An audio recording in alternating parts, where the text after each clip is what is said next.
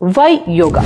ಭಾರತದಲ್ಲಿ ಯೋಗ ಹುಟ್ಟಿದ್ದು, ಆದ್ರೆ ಇತ್ತೀಚೆಗೆ ಭಾರತೀಯರನ್ನ ಹೊರತುಪಡಿಸಿ ಪಾಶ್ಚಾತ್ಯರು ಭಾರತಕ್ಕೆ ಬಂದು ಅದನ್ನ ಅಳವಡಿಸ್ಕೊಳ್ತಾ ಇದ್ದಾರೆ, ಅದನ್ನ ಅಲ್ಲಿ ಬಿಸ್ನೆಸ್ ಕನ್ವರ್ಟ್ ಮಾಡ್ಕೊಳ್ತಾ ಇದ್ದಾರೆ. ಏನಕ್ಕೆ ಇರ್ಬೋದು ಸರ್? ಏನಕ್ಕೆ ನಮ್ಮ ಭಾರತೀಯರಲ್ಲಿ ಆಸಕ್ತಿ ಕಡಿಮೆ ಆಗ್ತಾ ಇರ್ಬೋದು ಯೋಗಕ್ಕೆ? ನಾಳೆ ಇದು ಯೋಗ ಇಂಪೋರ್ಟೆಡ್ ಯೋಗ ಆಗಬಾರ್ದು ಅಂತ ಹೇಳಕ್ಕೆ ನಮ್ಮಲ್ಲಿ ಬಂದು ನಾನು ನೋಡ್ತೀನಿ, ನಮ್ಮ ಕ್ಲಾಸಿಗೆ ಬರ್ತಾರೆ ವಿದೇಶಿಯರು, ತುಂಬಾ ಅಚ್ಚುಕಟ್ಟಾಗಿ ಕಲಿತಾರೆ. ಅಲ್ಲಿ ಅವ್ರ ಹತ್ರ ಹೋಗಿ ಕಲ್ತ್ಕೊಂಡು ಬಂದು ಹೀಗೆ ನಮ್ಮ ಮಕ್ಕಳು MS ಎಲ್ಲ ಮಾಡ್ಲಿಕ್ಕೆ US UK ಆಸ್ಟ್ರೇಲಿಯಾ ಅಂತ ಹೋಗ್ತಾರೋ, ಹಾಗೆ ನಾಳೆ ಹೋಗಿ ವಿದೇಶದಲ್ಲಿ ಯೋಗವನ್ನು ಕಲ್ತ್ಕೊಂಡು ಬಂದು ಭಾರತದವ್ರಿಗೆ ಹೇಳ್ಕೊಡತ್ತಾರ ಆಗ್ಬಾರ್ದು ಅಂತ ನಾನೊಂದು ಚಿಂತೆ. ಆ ವಿಷಯದಲ್ಲಿ ನಮ್ಮ ಯುವ ಜನತೆ ಮುನ್ನೆಚ್ಚರಿಕೆ ತೆಗೆದುಕೊಳ್ಬೇಕು, ಆ ನಿಟ್ಟಿನಲ್ಲಿ ಮುಂದೆ ಬರಬೇಕು. ಯುವಕರ ಬಗ್ಗೆ ಹೇಳುವಾಗ ನಮಗೆ ಭಯ ಶುರುವಾಗ್ತದೆ. ಸೊ ಈ ಜಿಮ್ ಮಾಡೋದ್ರಿಂದನೂ ನಾವು ದೇಹ ದಂಡಿಸ್ತೀವಿ, ಸ್ಪೋರ್ಟ್ಸ್ ಅಲ್ಲೂ ದೇಹವನ್ನು ದಂಡಿಸ್ತೀವಿ. ಸೊ ಇದೆರಡಕ್ಕೂ ಡಿಫ್ರೆನ್ಸ್ ಏನಕ್ಕೆ? Y yoga?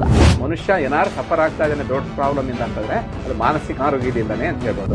Prevention is better then cure ಅಂತ ಹೇಳಿ ಯೋಗವನ್ನು ಕೊಟ್ಟಂತದ್ದು ಒಂದು ಪ್ರಪಂಚಕ್ಕೆ ಮೈಸೂರು ಅಂತ ಹೇಳ್ಬೋದು. ಅದು ಮುಮ್ಮಡಿ ಕೃಷ್ಣರಾಜ ಒಡೆಯರ ಕಾಲದಲ್ಲಿ ಶುರುವಾದಂಥದ್ದು. ನಾಡು ಕೃಷ್ಣರಾಜ ಒಡೆಯರ ಕಾಲ ಹೆಚ್ಚಿಗೆ ಒಂದು ಪ್ರಚಾರಕ್ಕೆ ಬಂದಿದೆ. ನಮಸ್ಕಾರ ವೀಕ್ಷಕರೇ. ದೇಹದ ಆರೋಗ್ಯಕ್ಕೆ, ಮನಸ್ಸಿನ ನೆಮ್ಮದಿಗೆ ದೇಹ ಶುದ್ಧಿಯಾಗಿರ್ಬೇಕು ಅಂತ ಹೇಳ್ತಾರೆ.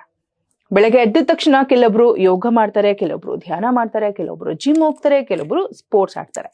ಸೊ ಇಷ್ಟೆಲ್ಲ ಮಾಡುವಂಥದ್ದು ಏನಕ್ಕೆ? ನಮ್ಮ ದೇಹವನ್ನ ದಂಡಿಸಿ ದೇಹವನ್ನ ಒಂದು ಆಕಾರವಾಗಿ ಅಂದ್ರೆ ಆರೋಗ್ಯಯುತವಾದ ದೇಹವನ್ನ ಪ್ರೆಸೆಂಟ್ ಮಾಡಬೇಕು ಪ್ರಪಂಚಕ್ಕೆ ಅನ್ನುವಂಥದ್ದು. ಸೊ ನಾವಿಷ್ಟೆಲ್ಲ ಕಷ್ಟಪಡ್ತಿರುವಂಥದ್ದನ್ನ ಜಸ್ಟ್ ಯೋಗದಲ್ಲೇ ನಾವು ಪಡ್ಕೊಳ್ಬಹುದು ಅನ್ನುವಂಥದ್ದು ಕೂಡ ಮಾಹಿತಿ ಇದೆ. ಏನಕ್ಕಂತಂದ್ರೆ ಯೋಗಗೆ ತನ್ನದೇ ಆದಂತಹ ಅಷ್ಟು ಇತಿಹಾಸ ಇದೆ ನಮ್ಮ ಭಾರತೀಯ ಸಂಸ್ಕೃತಿಯಲ್ಲಿ. ಹಾಗಾದ್ರೆ ಯೋಗ ಅಷ್ಟು ಇಂಪಾರ್ಟೆಂಟಾ? ಯೋಗಕ್ಕೆ ನಾವು ಏನಕ್ಕೆ ಅಷ್ಟು ಇಂಪಾರ್ಟೆನ್ಸ್ ಕೊಡಬೇಕು? ಎಕ್ಸರ್ಸೈಸ್ ಆದ್ಮೇಲೆ ಎಲ್ಲನೂ ಒಂದೇ ಅನ್ನೋ ಮಾತು ಕೂಡ ಇದೆ. ಆದ್ರೆ ಯೋಗ ಇಸ್ ಟೋಟಲಿ ಡಿಫ್ರೆಂಟ್. ಹೌದು, ಇವತ್ತಿನ ಈ ಎಪಿಸೋಡ್ ನಲ್ಲಿ ಕಂಪ್ಲೀಟ್ಲಿ ಯೋಗದ ಬಗ್ಗೆ ನಾನು ನಮ್ಮ ವೀಕ್ಷಕರಿಗೆ ತಿಳಿಸ್ಕೊಡ್ತಾ ಇದ್ದೀನಿ. ನಾನ್ ಮಾತ್ರ ಅಲ್ಲ, ನನ್ನ ಜೊತೆನೂ ಕೂಡ ಒಬ್ರು ಮುಖ್ಯವಾದ ಗೆಸ್ಟ್ ಇದ್ದಾರೆ. ಅವ್ರು ಬೇರೆ ಯಾರು ಅಲ್ಲ, ಚೈತನ್ಯ ಯೋಗ ಫೌಂಡೇಶನ್ ನ ಫೌಂಡರ್ ಶ್ರೀಯುತ ಮೂರ್ತಿ ಸರ್. ಸರ್, ಕಾರ್ಯಕ್ರಮಕ್ಕೆ ಆತ್ಮೀಯ ಸ್ವಾಗತ ಸರ್. ನಮಸ್ಕಾರ ಮೇಡಮ್. ನಮಸ್ತೆ ಮೂರ್ತಿ ಸರ್. ಯೋಗ ಅಂತಂದ್ರೆ ಎಷ್ಟೋ ವರ್ಷಗಳ ಫಲ ಅಂತಾನೆ ಹೇಳ್ಬೋದು ನಿಮ್ಗೆ, ಬಿಕಾಸ್ ನಾವೆಲ್ಲ ಗುರುತಿಸ್ತಿರುವಂತದ್ದು ಯೋಗದ ಮೂಲಕ. ಸೊ ಯೋಗ ಏನಕ್ಕೆ ನಿಮ್ ಲೈಫಲ್ಲೂ ಅಷ್ಟು ಇಂಪಾರ್ಟೆಂಟ್ ಆಗಿ ಪರಿಗಣಿಸ್ತಾ ಇದೆ? ವೈ ಯೋಗ? ಮೊದಲನಾಗಿ ನನ್ನ ಹೆಸರು ಯೋಗಾಚಾರ್ಯ ಡಾಕ್ಟರ್ BP ಮೂರ್ತಿ ಅಂತ ಹೇಳಿ. ನನಗೀಗ 56 ವರ್ಷಗಳು. ನನ್ನ ಯೋಗಾಭ್ಯಾಸ ಶುರುವಾಗಿದ್ದು ನನ್ನ 14ನೇ ವರ್ಷದಲ್ಲಿ. ಏಕೆಂದರೆ ಮೊದಲಿಗೆ ನನಗೆ ಯೋಗ ಆಸಕ್ತಿ ಶುರುವಾಗಿದ್ದು ಹೈಸ್ಕೂಲ್ ಲೆವೆಲ್ನಲ್ಲಿ.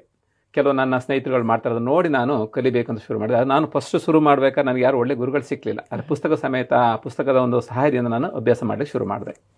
ಆಮೇಲೆ ಅದರ ಹೆಚ್ಚಿನ ಒಂದು ಒಲವನ್ನು ಬೆಳೆಸ್ಕೊಂಡು ಅಭ್ಯಾಸ ಶುರು ಮಾಡ್ತಾ ಹೋಗಿ ಆಮೇಲೆ ನನಗೆ ಒಳ್ಳೆ ಒಂದು ಗುರುಗಳು ಸಿಕ್ಕರು, ರಾಮ ಜೋಯಿಸ್ ಅಂತೇಳಿ. ಅವರ ಸಾನ್ನಿಧ್ಯದಲ್ಲಿ ನಾನೊಂದು ಹೆಚ್ಚಿನ ಒಂದು ಅಭ್ಯಾಸನ ಮಾಡಿದೆ. ಮೊದಲಿಗೆ ನಾನು ಯೋಗ ಒಂದೊಂದು ಕಾಂಪಿಟೇಷನ್ ರೂಪದಲ್ಲಿ ತಗೊಂಡು ಕಾಂಪಿಟೇಟರ್ ಆಗು ಕೂಡ ನಾನು ರಾಜ್ಯ ಮಟ್ಟ, ರಾಷ್ಟ್ರ ಮಟ್ಟ, ಅಂತಾರಾಷ್ಟ್ರೀಯ ಮಟ್ಟದಲ್ಲಿ ಕೂಡ ಭಾಗವಹಿಸ್ತಾ ಇದ್ದೆ. ಅಂದರೆ ಯೋಗ ಸ್ಪರ್ಧೆಗೆ ಅಲ್ಲ, ಆದರೆ ಕಲಿಬೇಕಾದ್ರೆ ಆಸಕ್ತಿಗೋಸ್ಕರ ಇನ್ನೂ ಹೆಚ್ಚು ಕಲಿಬೇಕು, ಇನ್ನೂ ಹೆಚ್ಚು ತಿಳ್ಕೊಬೇಕು ಅನ್ನೋದಕ್ಕೋಸ್ಕರ ನಾನು ಅದೇನು ತಪ್ಪೇನಲ್ಲ ಅಂತ ನಾನು ಭಾವಿಸ್ತೇನೆ. ಹಾಗಾಗಿ ನನ್ನ ಅಭ್ಯಾಸ ಶುರುವಾಗಿದ್ದು 14ನೇ ವರ್ಷದಲ್ಲಿ. ಈಗ ಹೆಚ್ಚು ಕಡಿಮೆ ನನಗೆ ಒಂದು 42 ವರ್ಷಗಳ ಒಂದು ಯೋಗ ಅನುಭವ. ಅದಾದ ನಂತರ ನಾನು ಯೋಗ ನನ್ನ ಪಾಡಿ ನಾನು ಮಾಡ್ತಾ ಇದ್ದೆ ಅಪ್ ಟು 2000 ಇಸ್ವಿವರೆಗೆ, 99 ಇಸ್ವಿವರೆಗೆ. ಆಮೇಲೆ ಇದನ್ನು ಬೇರೆಯವ್ರಿಗೆ ಹೇಳ್ಕೊಡ್ಬೇಕಲ್ಲ, ಯೋಗವನ್ನು ಬೆಳೆಸ್ಬೇಕಲ್ಲ ಅನ್ನೋ ನಿಟ್ಟಿನಲ್ಲಿ ನಾನೇನು ಮಾಡಿದೆ, ಹೇಳ್ಕೊಡ್ಲಿಕ್ಕೆ ಪ್ರಾರಂಭನ ಮಾಡಿದೆ.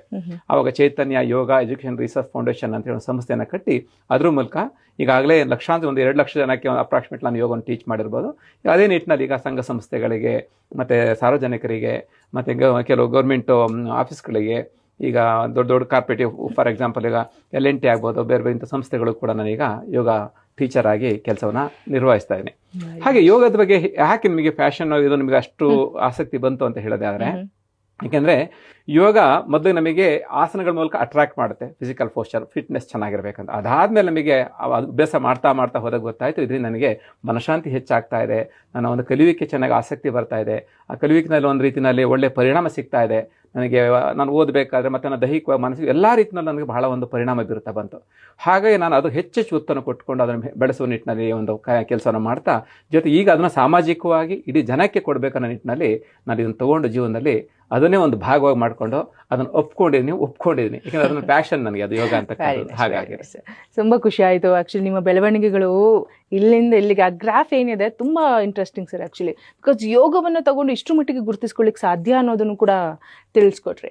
ಆ್ಯಂಡ್ ಇಂಪಾರ್ಟೆಂಟ್ ಮತ್ತೊಂದು ವಿಷಯ ಏನು ಅಂತಂದರೆ ಸರ್, ಭಾರತದಲ್ಲಿ ಯೋಗ ಹುಟ್ಟಿದ್ದು, ಆದರೆ ಇತ್ತೀಚೆಗೆ ಭಾರತೀಯರನ್ನ ಹೊರತುಪಡಿಸಿ ಪಾಶ್ಚಾತ್ಯರು ಭಾರತಕ್ಕೆ ಬಂದು ಅದನ್ನ ಅಳವಡಿಸ್ಕೊಳ್ತಾ ಇದ್ದಾರೆ, ಅದನ್ನ ಅಲ್ಲಿ ಬಿಸ್ನೆಸ್ ಕನ್ವರ್ಟ್ ಮಾಡ್ಕೊಳ್ತಾ ಇದ್ದಾರೆ. ಸೊ ಏನಕ್ಕೆ ಇರ್ಬೋದು ಸರ್, ಏನಕ್ಕೆ ನಮ್ಮ ಭಾರತೀಯರಲ್ಲಿ ಆಸಕ್ತಿ ಕಡಿಮೆ ಆಗ್ತಾ ಇರ್ಬೋದು ಯೋಗಕ್ಕೆ? ಖಂಡಿತ ಹೌದು. ನೋಡಿ, ಯೋಗ ಹೇಳ್ತೀವಿ ನಾವು ಮೈಸೂರಿಗೆ ಯೋಗ ನಗರಿ ಅಂತ ಹೇಳ್ತೀವಿ. ಹೇಗೆ ನಮಗೆ ಸಾಂಸ್ಕೃತಿಕ ನಗರಿ, ಅರಮನೆ ನಗರಿ, ಮಲ್ಲಿಗೆ ನಗರಿ ಅಂತ ಹೇಳ್ತೀವಲ್ಲ, ಹಾಗೆ ಮೈಸೂರಿಗೆ ಈಗ ಯೋಗ ನಗರಿ ಅಂತ ನಾವು ಹೇಳ್ತೀವಿ ನಾವು. ಏಕೆಂದರೆ ಯೋಗವನ್ನು ಕೊಟ್ಟಂಥದ್ದು ಅಂದರೆ ಪ್ರಪಂಚಕ್ಕೆ ಮೈಸೂರು ಅಂತ ಹೇಳ್ಬೋದು. ಅದು ಮುಮ್ಮಡಿ ಕೃಷ್ಣರಾಜ ಒಡೆಯರ ಕಾಲದಲ್ಲಿ ಶುರುವಾದಂಥದ್ದು. ನಾಡು ಕೃಷ್ಣರಾಜ ಒಡೆಯರ ಕಾಲದಲ್ಲಿ ಹೆಚ್ಚಿಗೆ ಒಂದು ಪ್ರಚಾರಕ್ಕೆ ಬಂತು.